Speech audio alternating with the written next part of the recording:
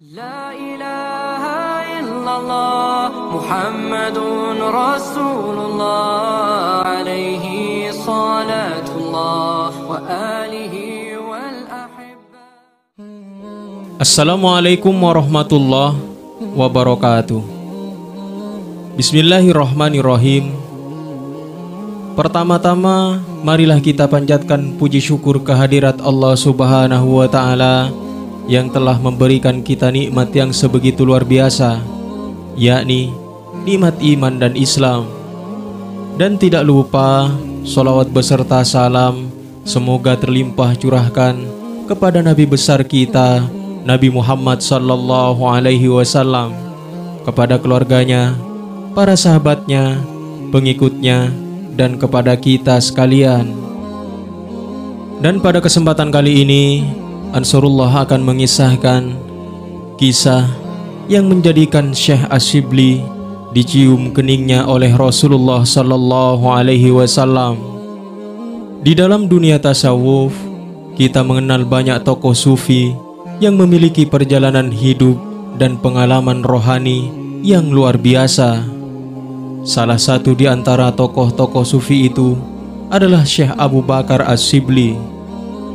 Wali yang memiliki nama asli Dulaf bin Jahdar ini lahir dan hidup di kota Baghdad selama 87 tahun. Meninggal dan dikuburkan di kota yang sama pada tahun 334 Hijriah.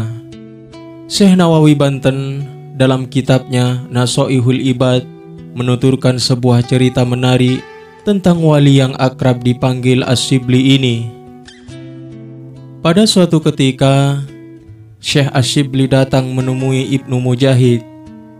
Melihat ada seorang ulama besar yang datang, Ibnu Mujahid segera bangun dan menyambut hangat kedatangan Syekh Asyibli. Ia rangkul dan peluk sang tamu sembari mencium kening di antara kedua matanya.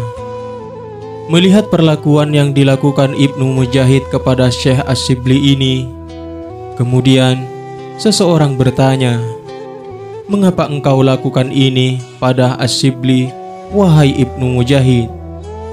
Atas pernyataan ini, Ibnu Mujahid menjawab, "Kulakukan itu karena aku melihat di dalam mimpi Rasulullah sallallahu alaihi wasallam melakukan hal serupa kepada Asyibli." Kemudian Ibnu Mujahid bercerita bahwa ia pernah bermimpi melihat Asyibli datang menemui Rasulullah sallallahu alaihi wasallam.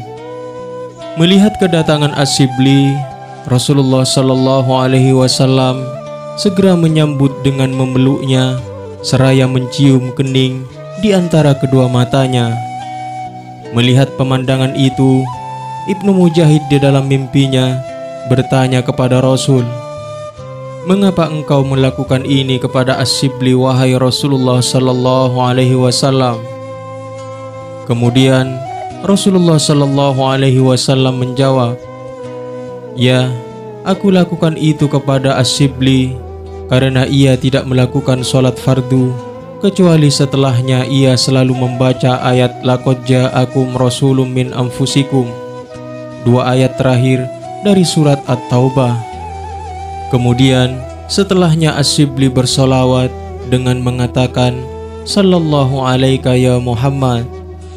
Setelah mimpi itu, Ibnu Mujahid bertemu dengan Asyibli dan menanyakan bacaan apa yang selalu dibaca ketika selesai melakukan sholat fardu.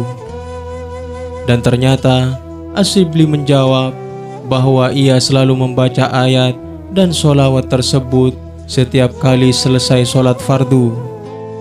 Semoga kita diberi rezeki dapat berjumpa dengan beliau Nabi Muhammad sallallahu alaihi wasallam, baik secara tidak langsung, yakni dalam mimpi, ataupun secara langsung dalam keadaan sadar. Dan semoga kita diakui sebagai umat beliau Nabi Muhammad sallallahu alaihi wasallam dan dikumpulkan dengan beliau kelak di akhirat. Semoga bermanfaat. Wallahu a'lam bishawab.